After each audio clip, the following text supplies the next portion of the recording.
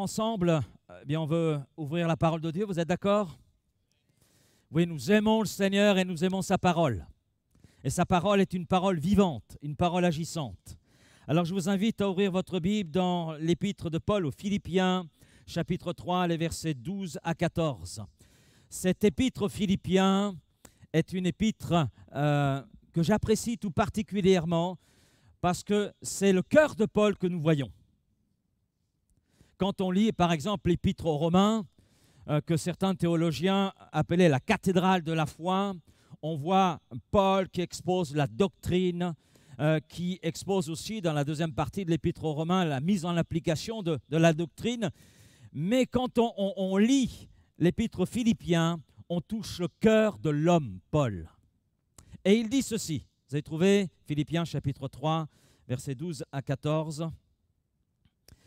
Ce n'est pas que j'ai déjà remporté le prix ou que j'ai déjà atteint la perfection, mais je cours. Amen.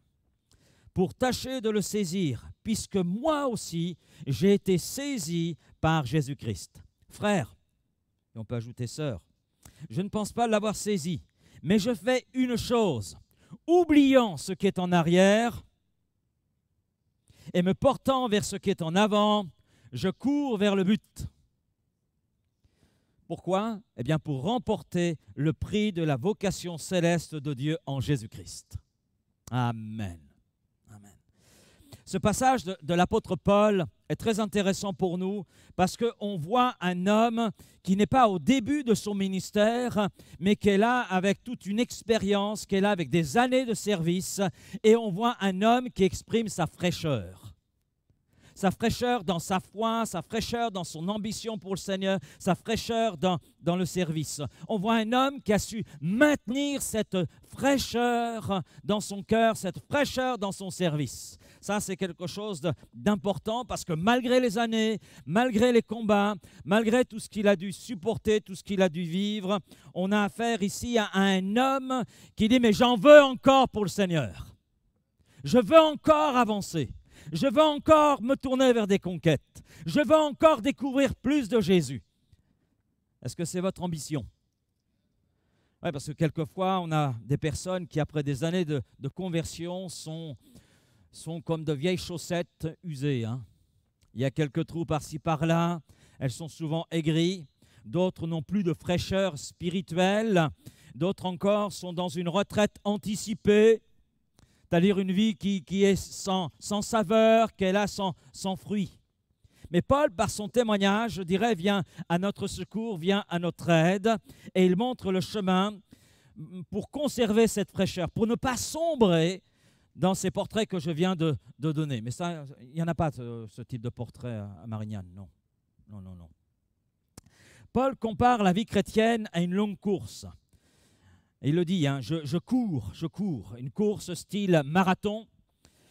Et le point de départ de cette course, Paul l'exprime, j'ai été saisi par Christ. J'ai été littéralement pris par Jésus.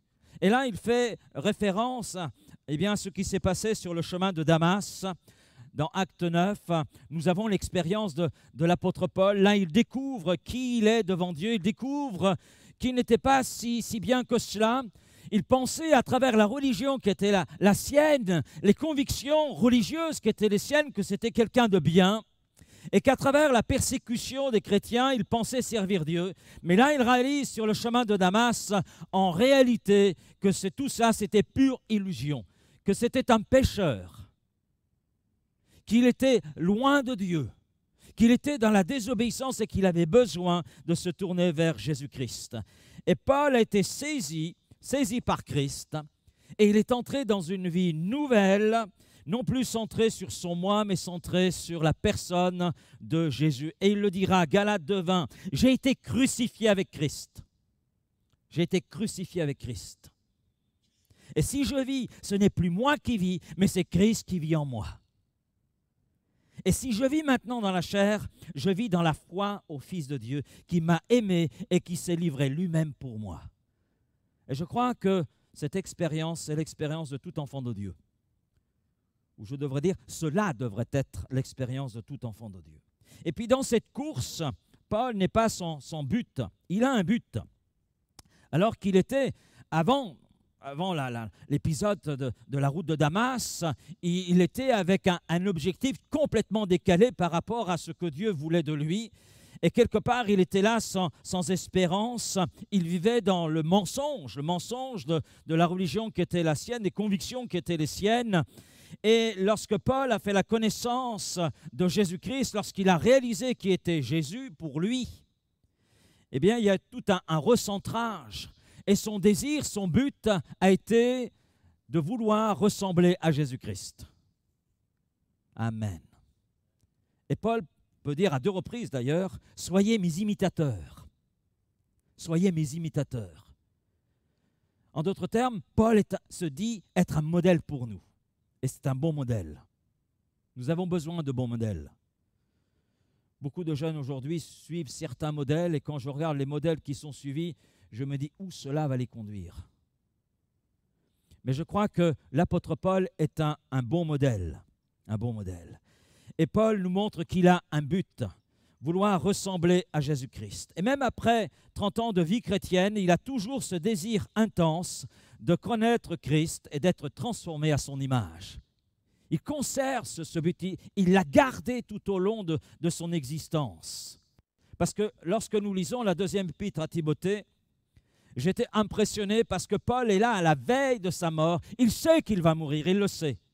Mais il est toujours avec cette ambition, il est toujours avec cette fraîcheur. Et ça, je dis, Seigneur, je veux cela. Ça, c'est la vie que je veux.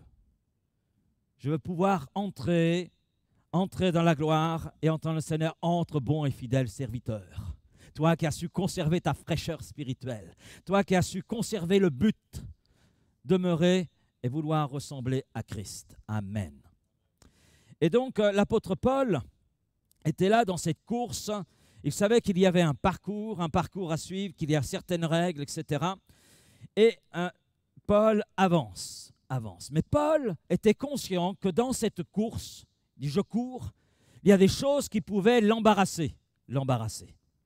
Et Paul dit, je fais une chose, j'ai été saisi par Christ, je veux tendre vers cette ressemblance à Christ, mais je fais une chose, oubliant ce qui est en arrière. Ce mot oublier veut dire délaisser.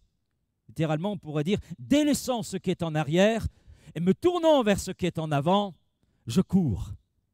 Et pour remporter le prix, il veut être vainqueur. Et je crois que dans notre vie chrétienne, nous voulons aussi être vainqueurs.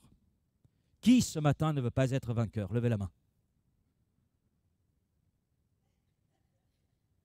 Ah oui, la sœur a levé la main, mais elle s'est trompée. Hein? Amen, on veut tous être vainqueurs. Donc, ce qui veut dire que pour être vainqueur, il y a des choses à délaisser. Si Paul est notre modèle, il est bon de voir ce qu'il a su laisser en arrière, ce qu'il a su délaisser. Et je dirais, premièrement, que Paul a su mettre en arrière, laisser derrière lui ses victoires. Ses victoires. Je peux vous surprendre à travers ce que je dis ce matin, mais vous savez, Paul aurait pu se laisser griser quelque part par cette révélation de Jésus-Christ. Et puis il nous parle d'une révélation un petit peu particulière dans l'épître aux Corinthiens. Paul a touché une dimension que nous n'avons pas encore touchée, mais que nous pouvons toucher par la grâce de Dieu. Et Paul aurait pu rester là-dessus. Il aurait pu se dire, ça y est. Il aurait pu se reposer sur le succès qui était le sien à travers ses voyages missionnaires. Il aurait pu rester sur tout cela, il aurait pu rester sur ses succès, il aurait pu rester sur ses révélations. Mais Paul en voulait davantage. Amen. Et Paul n'était pas style chrétien qui reste focalisé sur les victoires d'hier et qui n'entre pas dans les victoires d'aujourd'hui et de demain. Paul n'était pas un homme parlant au passé. Hier c'était mieux, hier c'était le réveil, hier, toujours hier. Mais vous savez, le chrétien d'hier vit dans un passé et puis quelque part, le chrétien d'hier en rajoute des choses qui n'appartiennent même pas au passé, il l'embellit, mais il passe à côté de ce que Dieu veut pour aujourd'hui. Et vous savez, il est possible hier d'avoir expérimenté de belles victoires et puis d'être aujourd'hui dans la défaite. Parce que notre foi s'est effritée au fil du temps, on est resté là concentré sur le hier. Mais ce matin, s'il y a des lumignon qui fument, le Seigneur veut raviver la flamme. Veut raviver la flamme. Les cœurs de ceux qui nous entourent ont besoin d'une fraîcheur. Ont besoin de voir en nous cette fraîcheur. Non pas que leur dise « Ah, de mon temps, vous savez, dans les années 30, dans les années 50, dans les années 60, on a connu des choses extraordinaires. » J'ai entendu ce discours et puis un jour j'ai dit « Mais moi je suis aujourd'hui. » Et oui, je suis né en 63, donc ce qui s'est passé avant 60, j'y étais pas. Mais merci pour ce qui s'est passé. Mais ce qui nous intéresse, et ce qui intéresse les gens autour de nous, c'est l'aujourd'hui et le demain. C'est l'aujourd'hui et le demain, et ils ont besoin de voir justement dans nos vies cette ambition, cette soif de victoire pour aujourd'hui. Vous savez, le Seigneur est plus grand que les victoires d'hier. Il est plus grand. Ce qui veut dire que nous avons encore à découvrir, beaucoup à découvrir. Et les victoires d'aujourd'hui appellent d'autres victoires qui doivent nous pousser à aller de l'avant. Et je dirais qu'à chaque victoire, eh bien, nous sommes appelés à dire merci Seigneur. Merci pour cette victoire. Merci pour le chemin parcouru là. Merci, mais j'en veux encore. Parce que ce n'est qu'une parcelle en réalité de ce que tu places devant moi. Ce n'est pas l'entièreté, mais c'est une parcelle. Alors je ne sais pas vous, mais quand je vois un gâteau, vous imaginez un beau fraisier, voilà, et imaginez qu'on vous donne juste une petite bouchée. En prenant la bouchée, vous voyez l'entièreté du gâteau. Ah, si je pouvais tout le manger. Non ?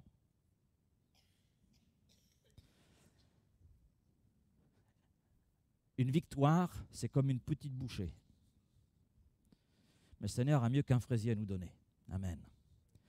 C'est simplement une parcelle, une portion de tout ce qu'il a encore devant nous. Et de tout ce qu'il veut que nous découvrions par la foi. Mais pour le découvrir, il ne faut pas rester focalisé sur le hier, mais se tourner vers le devant, vers ce qu'il a devant nous par la foi. Après la victoire de la croix, tout s'est arrêté. Non. Eh non, on est d'accord. Après la croix, il y a eu la résurrection. Amen. Et après la résurrection, il y a eu l'élévation.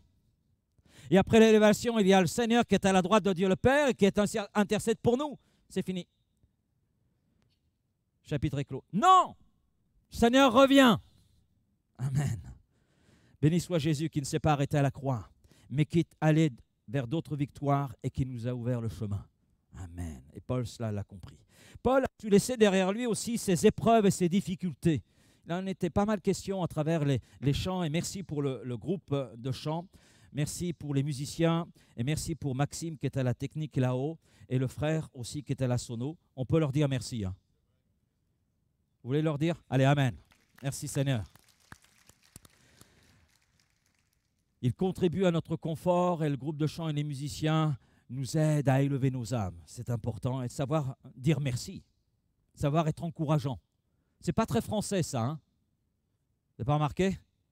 Bon là je reviens. Paul a su laisser derrière lui ses épreuves, ses difficultés.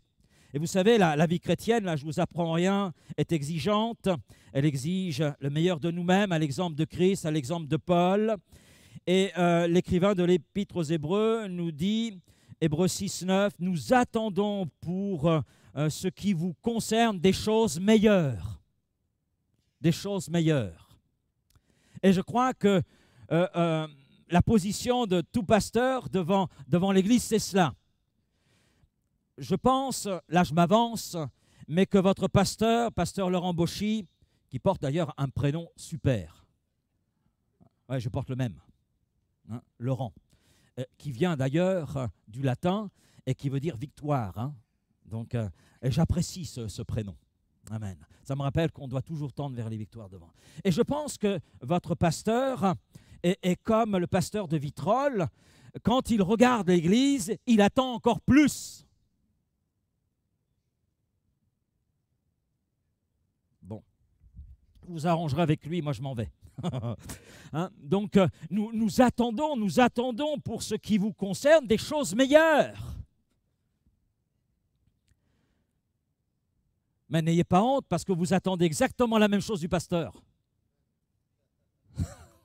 Vous attendez des choses meilleures. Merci Seigneur pour ce qu'il nous apporte aujourd'hui, mais tu ne peux pas nous donner plus? Il n'y a rien de plus exigeant qu'un pasteur, il n'y a rien de plus exigeant qu'une église. Amen. Amen. On veut le meilleur. Et dans cette voie que nous avons empruntée, bien sûr, nous sommes exposés à des tentations de toutes sortes.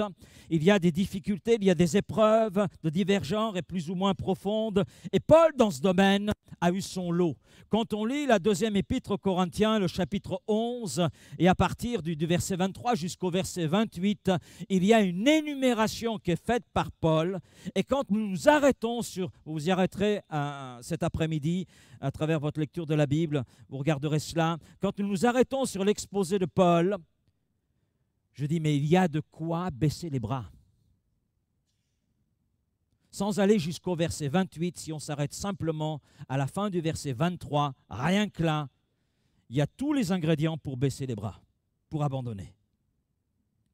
Et puis lorsque nous lisons ces lettres, et entre autres celle aux Philippiens, qui a été écrite après celle aux Corinthiens, nous voyons un Paul qui n'est pas démissionnaire. Nous l'avons lu. Je cours, oublions ce qui est en air, je cours. Donc c'est un homme qui n'est pas là aigri, qui n'est pas là disant mais c'est terrible ce que j'ai vécu, etc. Si c'est ça la vie chrétienne, où est le bon Dieu dans mes difficultés, nanana et nanana. Non, il n'est pas là aigri, il n'est pas là démissionnaire, il est là encore avec un cœur plein d'ambition, de fraîcheur, d'enthousiasme. Il se porte vers l'avenir à la recherche de la pensée de Dieu et désirant faire l'œuvre de Jésus-Christ avec des forces renouvelées, des forces qui sont encore là, données par le Seigneur. « Ma grâce te suffit », a pu dire le Seigneur à l'apôtre Paul. Et cette grâce a été abondante. Et je dirais qu'à situation exceptionnelle, il y a toujours une grâce exceptionnelle. Et nous l'avons vu avec ma famille sur le terrain missionnaire. Nous avons vu cette grâce exceptionnelle dans des circonstances qui étaient humainement parlant exceptionnelles. Au reste, mes frères, réjouissez-vous dans le Seigneur. Je ne me lasse point de vous écrire la même chose parce que je sais que pour vous cela est salutaire. C'est justement dans Philippiens chapitre 3, verset 1er. Et pourtant, tout ce qu'il décrit aurait de quoi aigrir le cœur de Paul. Mais Paul n'a pas sombré malgré les épreuves, malgré les tentations, malgré les difficultés, malgré tous les ingrédients qui étaient là pour que son cœur s'aigrisse, pour qu'il abandonne la marche. Sa foi n'était pas fonction des circonstances, et notre foi n'est pas fonction des circonstances. Notre foi est fonction de notre relation avec le Seigneur. Et je dirais que les épreuves, parfois, viennent mettre en évidence les faiblesses qui sont les nôtres dans notre relation avec le Seigneur. Et Dieu permet quelquefois des épreuves justement pour nous ramener à des priorités dans notre relation avec lui. Seigneur, si tu le permets, tu permets que je passe par l'épreuve, la difficulté, c'est qu'il y ait une leçon à en retirer pour ma vie. C'est que le Seigneur veut purifier peut-être notre foi, nous ramener à des priorités que l'on a oubliées. Et puis, nous avons ce texte de Romains 8. Nous savons du reste que toute chose, au final, concourt au bien de ceux qui aiment Dieu. Au final, en conclusion, de ceux qui aiment Dieu, de ceux qui sont appelés selon son dessein. Et comprenons que les épreuves, les difficultés dans notre marche sont permises par Dieu, sont autorisées par Dieu. C'est lui qui reste au contrôle. Et que sa volonté n'est pas de nous anéantir, mais sa volonté est de nous faire un pas de plus. Regardez Job. On prend souvent Job comme référence, mais regardez sa conclusion. Mon oreille avait entendu parler de toi. Et après tout son parcours, maintenant, mon œil t'a vu. Mon œil t'a vu. À travers les épreuves qui ont été les miennes, j'ai vu le concret de qui tu es. J'ai vu le concret de ta nature. J'ai vu le concret de tes manifestations. Ce qui était cantonné à mes oreilles est devenu visible. Amen. Quelle expérience. Oui, ça a été terrible pour Job. Mais c'est le chemin par lequel Dieu a voulu qu'il passe et Dieu ne l'a jamais abandonné. Amen. Comme Dieu n'a jamais abandonné Paul. Dieu n'a jamais abandonné Daniel dans la fosse aux lions. Les lions ont eu raison de signer le contrat. Amen. Parce que je pense qu'un ange est descendu au préalable dans la fosse aux lions en disant, écoutez, ce vieux bonhomme, vous ne le touchez pas. Il n'y a que des os à ronger. Donc, ne le touchez pas. Si vous ne le touchez pas, vous aurez un mets beaucoup plus important. Et les lions ont dit, top là. Et ils ont eu raison. Daniel est arrivé. Écoute, on a un contrat. Voilà. C'est à durée déterminée. Voilà. On a un contrat. On ne te touche pas. D'abord, vu ton état, il n'y a que les os à ronger. Donc, on nous a promis mieux. Et Daniel est sorti. Amen. Amen. Même le roi Nebuchadnezzar était là. Daniel, tu es encore là? Oui, oui, tout va bien. En plus, il était au chaud. Et puis, les lions ont vu le mets. Et qu'ont dit les lions? Merci pour ce bon festin. Mais Daniel, merci Seigneur, parce que tu étais avec moi. Et le Seigneur est avec nous dans les épreuves, dans les difficultés. Et puis c'est dans les épreuves et les difficultés que l'on fait les plus grandes acquisitions dans la foi. Et à cet effet, vous pourrez lire la première épître de Jacques. Mais ces difficultés, ces épreuves, on doit savoir les délaisser, les placer derrière nous et avancer. Parce que la route se poursuit. La route se continue. Et il y a encore des grâces à saisir. Troisième point. L'apôtre Paul a su laisser derrière lui des blessures. Ça rejoint un petit peu ce que je viens de dire, mais c'est un petit peu plus précis. Il a su laisser ses déceptions. Il a su délaisser aussi ses frustrations, ses peines. Lorsque nous suivons son itinéraire, nous voyons qu'il n'a pas été épargné. Il dira entre autres, Démas m'a abandonné par amour pour ce présent siècle. Il avait un collaborateur, ce collaborateur lui a dit, ciao, bye bye, j'ai trouvé mieux, le monde m'intéresse plus que toi. Parce qu'il y a des sacrifices que je ne veux pas faire, donc choisis notre voie. Et ça a été difficile, ça a été une douleur pour Paul. Paul a connu ainsi l'abandon, il a connu la déception. Il ne s'attendait pas à voir Démas agir de la sorte. Les Corinthiens porteront sur Paul des accusations. Ils iront jusqu'à remettre en question la vocation qu'il avait reçue de Dieu. C'est terrible. Ils remettront en cause le témoignage, l'intégrité même de Paul. Sa deuxième épître aux Corinthiens est très significative sur le sujet. Et puis, dans cette même épître, il dira « J'ai été en péril parmi de faux frères, de gens que je pensais être mes frères, en qui j'ai placé ma confiance. Et en réalité, ils se sont révélés que c'était de faux frères. » C'était des pseudo-frères. C'est-à-dire des personnes qui avaient l'apparence, toute l'apparence, qui avaient peut-être même le langage et certainement le langage, mais le cœur n'était pas honnête et droit. Et Paul, malgré tout cela, ne s'est pas embarrassé de rancune. Amen. Il n'y avait pas en lui de racine d'amertume, pour reprendre l'expression de l'Épître aux Hébreux. Et quand on regarde cette Épître aux Hébreux, quand vous regardez le contexte, parce qu'un texte sorti de son contexte peut être un prétexte pour faire dire au texte qu'on a envie ce qu'il dise, mais pas forcément ce qu'il dit. Et le contexte est très intéressant parce que cette racine d'amertume, des rejetons, des racines, juste des choses petites, c'est une alimentation suffisante pour l'adversaire de nos âmes, pour l'accusateur des frères, pour celui qui s'oppose à l'œuvre de Dieu. Il y a tous les ingrédients là nécessaires pour que lui l'utilise. Et combien parfois, dans l'Église de Jésus-Christ, il y a de ressentiment. on s'encombre, on encombre notre cœur, on encombre notre âme, on encombre nos pensées à des ressentiments.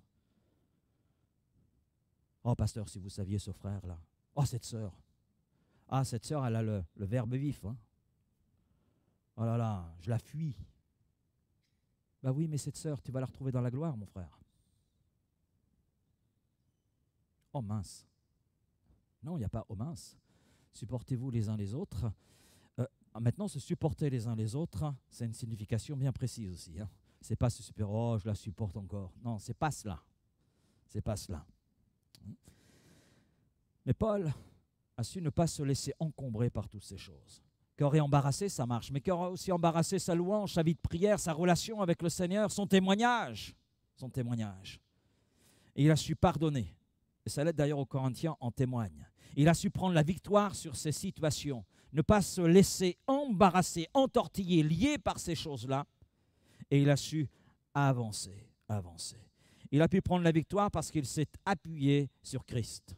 Et il s'est dit, oh, la sœur m'a blessé. Juste un exemple. Hein. La sœur m'a blessé. Mais en réalité, moi aussi, j'aurais pu la blesser. On voit souvent les choses à sens unique. Ne vous avez pas remarqué?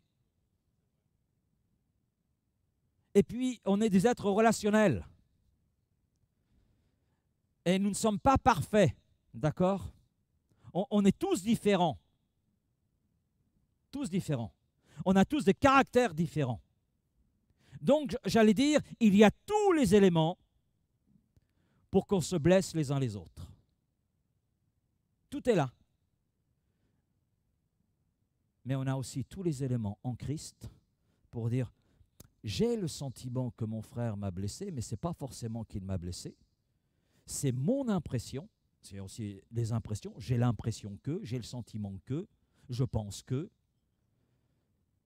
Mais le mieux, c'est d'aller voir ton frère, ta soeur.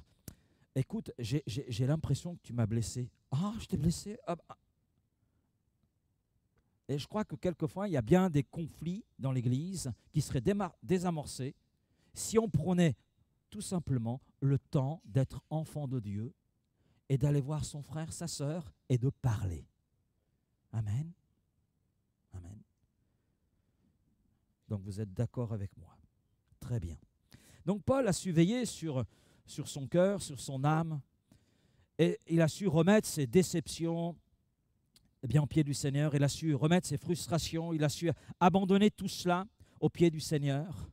Et puis il a su faire le nécessaire devant Dieu, mais aussi avec ses semblables. Avec les Corinthiens, il a été accusé. Ben, que fait-il? Il envoie une lettre. À un moment donné, il y a eu entre Paul et Pierre un conflit. Ben, Paul s'explique avec Pierre. Il y a eu un conflit entre Paul et Barnabas, mais il y a eu aussi un éclaircissement de la situation. Parce que ce qui était au cœur du conflit, on voit qu'il y a eu un changement, une transformation, et l'apôtre Paul dira, est-ce que tu peux m'envoyer Jean-Marc? Mais au départ, quand Paul a vu Jean-Marc, ah, celui-là, jamais. Je le prendrai plus jamais comme stagiaire avec moi. Mais plus tard, on voit Paul qui demande Jean-Marc. Quel changement! Mais Paul était tout simplement quelqu'un qui savait remettre les choses entre les mains de Dieu, ne pas cultiver les choses qui ne sont pas à cultiver. Et il savait aller voir l'autre, il savait se tourner vers l'autre. Si c'était un individu, c'était vers un individu. Si c'était vers une église, il allait vers l'église. Parce qu'il voulait délaisser toutes ces choses, là, ne pas les mettre dans son sac à dos pour aller dire ça marche, parce qu'il savait très bien qu'avec ce sac à dos de rancune, d'amertume, de frustration, il ne serait pas allé loin. Il ne serait pas allé loin. Et il aurait été vaincu. Vaincu. Est-ce que vous avez déjà vu un coureur de 100 mètres ou un marathonien avoir un sac à dos? Non. Non. Pour avoir été dans le milieu du sport pendant un certain nombre d'années, je sais qu'on s'allège au maximum. Au maximum. Pour une meilleure pénétration dans l'air, pour limiter les efforts. Bien, l'apôtre Paul était dans cette dimension-là. D'ailleurs, il parle de course, donc il ne voulait que rien n'alourdisse sa course. Et ça, c'est un point important. S'il y a dans votre cœur ce matin quelques rancunes, s'il y a ce matin quelques ressentiments, ne les laissez plus dans votre sac à dos. Ne cherchez pas à vider ce qui est dans le sac à dos. Débarrassez-vous carrément du sac à dos. Voilà. Eh oui, vous savez comment ça se passe. On enlève ce qui est dans le sac à dos, mais on continue, mais est-ce qu'on a vraiment tout enlevé? Puis parfois, il y a ceux qui reviennent pour remettre dans le sac à dos. Seigneur, je me décharge sur toi de tous mes soucis. Ça, c'est avant la réunion. Et après la réunion, à la sortie, on reprend. Non, débarrassez-vous du sac à dos ce matin. Amen. Frère, je ne pense pas l'avoir saisi, mais je fais une chose, oubliant ce qui est en arrière et me portant vers ce qui est en avant, eh bien je cours. Et Paul a su laisser derrière lui ses victoires, ses succès, pour tendre vers de nouvelles victoires, de nouveaux succès. Amen. Il a su laisser en arrière ses épreuves, ses difficultés, pour contempler la grâce agissante de Dieu. Et parce qu'il a vu cette grâce se manifester, il a vu cette grâce l'accompagner, et il a vu les horizons dans ses épreuves. Et Dieu nous donne aussi un horizon lorsque nous traversons l'épreuve. Et puis il a su laisser en arrière ses blessures, ses peines, ses déceptions. Il a su laisser derrière lui ses rancunes, tout cela, afin de ne pas être prisonnier de ressentiments et afin de ne pas laisser Satan avoir le moindre espace, la moindre emprise sur sa vie, sur son cœur. Et Paul était un homme de l'avant. Amen. Allant vers de nouveaux défis dans l'œuvre de Dieu. Et puis un jour, il a pu dire ceci: le moment de mon départ approche. J'ai combattu le bon combat. J'ai achevé la course. Ça y est, j'arrive, je vois l'arrivée. J'ai gardé la foi. Désormais, la couronne de justice m'est réservée. 2 Timothée chapitre 4, des versets 6 et 7. Alors je dirais ce matin en conclusion, soyons des hommes et des femmes se portant vers l'avant. Vous savez, une église ne peut pas aller de l'avant si les pierres vivantes qui composent l'église ne vont pas vers l'avant. La palisse en aurait dit autant. Alors soyons des hommes, des femmes se portant vers l'avant, vers de nouvelles victoires, vers de nouveaux défis. Et il y en a des défis. Est-ce que tout Marignane est dans l'église? Non. Ça viendra. C'est un défi. Amen. Et puis, il y a Marignane, mais il y a aussi un petit peu autour. Vitrolles, je regarde Vitrolles, mais il y a Rognac, il y a les Pennes Mirabeau, il y a du monde là. Et actuellement, on n'a pas tout Vitrolles à l'église. Pas encore. Pas encore. Donc, soyons ces hommes qui vont vers de nouveaux défis, en laissant en arrière tout ce qui a pu, au fil de notre marche, alourdir cette marche. Nous épuiser dans notre foi, nous laisser là sans force. Nous puissions laisser tout cela et fixer nos regards sur Jésus. Et si Paul a pu laisser toutes ces choses derrière lui, s'il a pu les délaisser, Paul étant de la même nature, cela est possible pour nous. Amen. Cela est possible pour nous. Paul dit « Soyez mes imitateurs » et il ne se présente pas comme quelqu'un d'exceptionnel, il se présentait simplement comme un homme qui a été saisi par Christ, marchant avec la grâce de Dieu, mais ayant les regards fixés sur Jésus. Merci de nous avoir suivis sur notre chaîne YouTube. Vous avez aimé cette vidéo? Alors je vous invite à vous abonner. La vision de notre Église, c'est le salut en Jésus parce que lui seul sauve. Alors si vous souhaitez en savoir plus, si vous avez des questions, n'hésitez pas à nous contacter sur notre site internet www.eglishelena.fr.